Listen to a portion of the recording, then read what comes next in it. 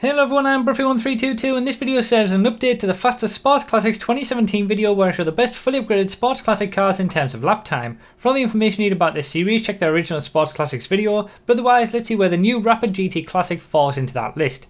And it's actually not too bad, it's actually in 4th place in the class, just ahead of what used to be the best before we got this brand new breed of Sports Classic cars, the Sterling GT.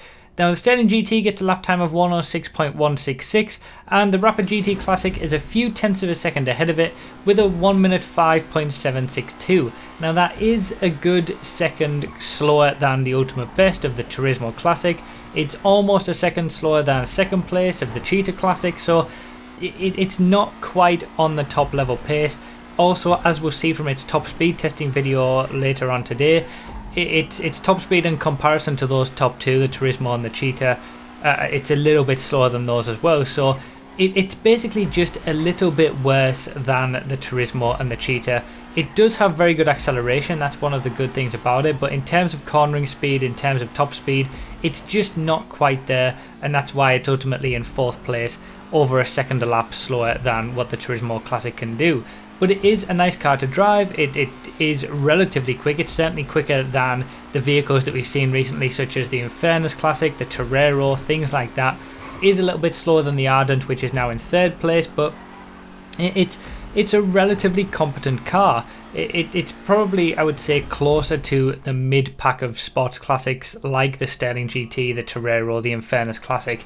It's a lot closer to those than it is the top two, but it's not too bad. Now, obviously, as you'll see in the comparison here between the Rapid GT and the Turismo Classic, they are not too dissimilar. You know, the Turismo does have it a little bit better in the corners.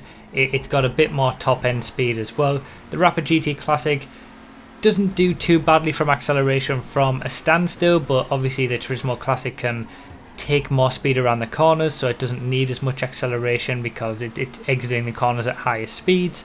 So basically the Rapid GT Classic is a competent sports classic vehicle, not quite on the top pace, but you could certainly do a hell of a lot worse than it, and it is, you know, in anything other than a high level sports classic race, you would be able to compete relatively well in a Rapid GT Classic. It does have a lot of customization options and a lot of people like the way that it looks, so it's at least nice to know that it does have some speed underneath it and you're not buying something that you like the look of that is utterly useless in a race. At least you can use it in that respect. So that's pretty much it. Obviously, like I said, the top speed testing video will be coming later on today as well. Sorry it's taken a bit longer to get this video out, but my PC's been having issues.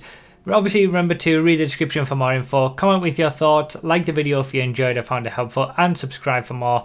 Thank you all so much for watching, I really do appreciate it, and I'll see you next time.